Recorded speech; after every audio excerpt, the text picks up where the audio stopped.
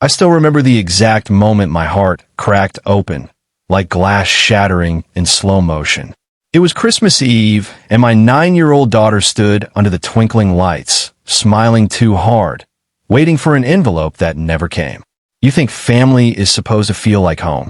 Safe. Warm. But mine? Mine felt like walking on eggshells in a house that never really wanted me in it. I made yes. 41 now, but back then I was 39, scraping by as a freelance writer in a cramped apartment in Cleveland. My daughter, Lila, wasn't born to me. She came to me after my sister passed. Cancer took her fast, left Lila bouncing between relatives who loved the idea of her, but not the reality. I fought for custody because every time I looked at her big brown eyes, I saw my sister begging me, without words, don't let her feel alone. So I became dad. Overnight. And for a while, my family played along. My father, Victor, clapped me on the back and told everyone at church how noble I was. My older sister, Claire, sent texts with heart emojis. They brought lasagna. They posted proud photos. But slowly, quietly, the mask slipped. It started small. A forgotten birthday invite for Lila. A stocking with her name spelled wrong. Claire's boys, Jackson, Harper, and little Theo, always front and center in every photo, while Lila hovered at the edges like a ghost. I told myself it was nothing.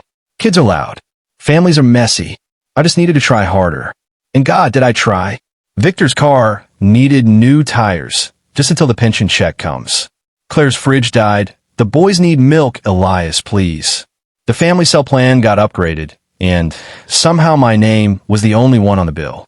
I paid for summer camp when Claire's husband lost another job. I covered Victor's blood pressure meds when he forgot his wallet at the pharmacy. I sent grocery money when Claire texted at midnight. Tight until payday. Don't tell Dad. I never said no, because saying no meant I was selfish. Ungrateful, because I didn't have 3 kids and a mortgage and a husband who couldn't keep work. Because I had it easy. Because deep down, I was terrified that if I stopped giving, they'd stop pretending Lila belonged. Christmas Eve at Victor's house was always theatrical. Same routine every year. Coats piled on the guest bed. Kids thundering through the halls. Claire forgetting the side dish she signed up for. Victor pouring whiskey before dessert, then standing in the living room like a king about to bestow favors. That night, Lila wore the red velvet dress she'd save her allowance for. She practiced curling her hair with YouTube videos because she wanted to look like a real granddaughter. She stood by the tree, hands clasped behind her back, rocking slightly, her tell when she was nervous but trying to be good. Victor held up 3 thick white envelopes. Not gift envelopes. Travel envelopes. The kind with airline logos. He handed the first to Jackson. The boy tore it open and shrieked, printed boarding passes. His name in bold. Vakuri Island, 2026. All-inclusive resort. A dream trip. Harper got the next. Same scream. Same joy. Theo got the last. He waved it like a flag while everyone laughed and clapped. Then Victor turned to me. No envelope for Lila. She kept smiling. That frozen, hopeful smile kids wear when they're waiting to be included. It stayed too long. Then it crumbled. Slowly. Like watching ice melt in reverse. Victor slid a 4th envelope across the coffee table toward me. Thicker. Heavier. This is yours, he said loudly, proudly. Best to be direct. I opened it. A single sheet. Itemized. Professional font. $9,200. Your contribution to the family vacation. Flights. Resort. Excursions. Meals. Spending money for the boys. My share. I stared at it until the numbers swam. What is this? My voice sounded far away. Victor smiled, actually smiled. Family trip. Claire's boys deserve it after everything. You're in a better position. Claire made a soft sound, like shushing me. I looked at Lila. She was staring at the floor, twisting the hem of her dress. I wasn't invited, I said. Victor shrugged. You're funding it. Not coming. The kids need this more than another adult tagging along. The room went silent except for the hum of the lights and the distant sound of Theo flapping his boarding pass. Lila whispered, so quiet only I could hear. Did I do something bad? And that was it. Not the bill. Not the smugness. Not Claire pretending this was reasonable. It was my little girl, my brave, quiet girl who apologized to furniture when she bumped into it, asking if she was the problem. I folded the paper once. Carefully, like handling a blade. I stood, took Lila's coat. Claire's eyes went wide. Elias, come on. I didn't speak. I just took Lila's hand and walked out.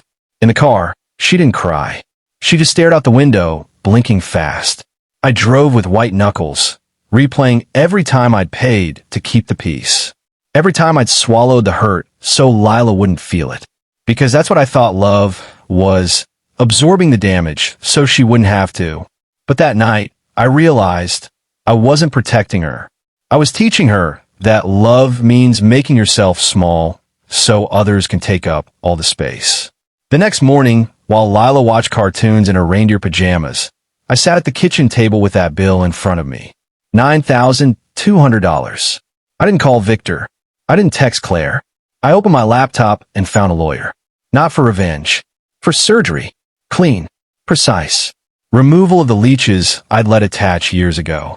Her name was Mara Klein. Sharp eyes. No nonsense. When I slid the bill across her desk, she didn't gasp. She just nodded. Joint accounts? She asked. One with Victor. Old. From after Mom died. For emergencies. Authorized users on your cards? Victor on my main credit card. Claire on my backup for real emergencies. Mara didn't flinch. We can sever all of it. Cleanly. Today. I signed a retainer. The fee was $8,900.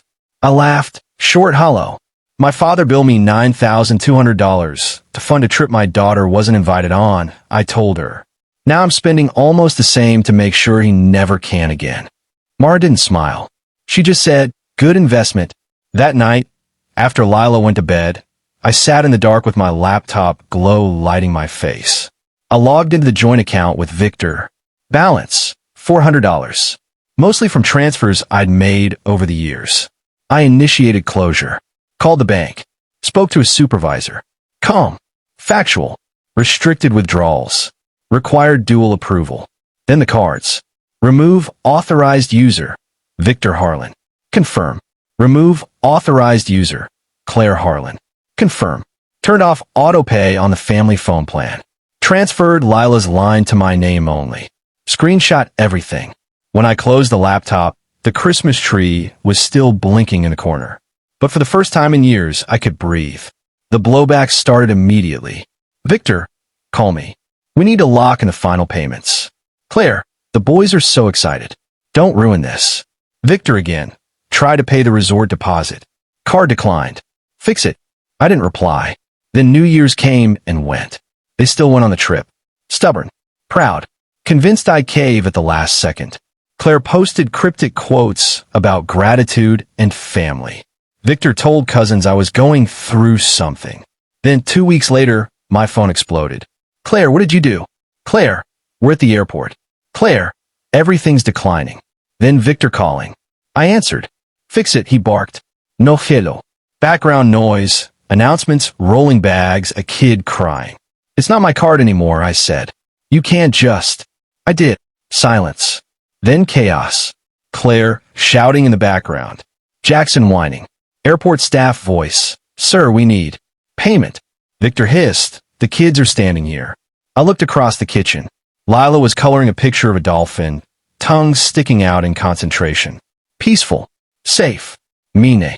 So is mine, I said. Claire grabbed the phone. You're punishing children over pride. No, I cut in. I'm stopping you from teaching my daughter that her worth is less than a vacation. Victor roared something I didn't let finish. I hung up. Later, from my Aunt Ruth, who'd always seen through the bullshit, I heard the rest. They boarded the plane because the flights were paid. But no rental car waiting. No resort de pasiclir. No room keys issued. They spent hours in the lobby, red-faced, arguing with staff, try to move money between empty accounts. Victor apparently told the front desk clerk, loud enough for other guests to hear, my son always covers this. The clerk didn't care about family tradition, just payment. For the first time, they faced the consequences they'd spent years outsourcing to me. And I made pancakes with Lila that morning. Extra chocolate chips. She laughed when batter splattered on my shirt. Real laughter. The kind that fills a home. I still don't know if they ever forgave me. I know I forgave myself. But here's what keeps me up sometimes. If it were you, if your family handed you a bill to fund memories they'd make without your child, if your little girl asked if she did something wrong, would you keep paying to belong? Or would you finally choose her? Tell me in the comments. I need to know I'm not the only one who had to burn the bridge to save the person holding my hand on the other side. Thanks for watching. Do subscribe for more stories.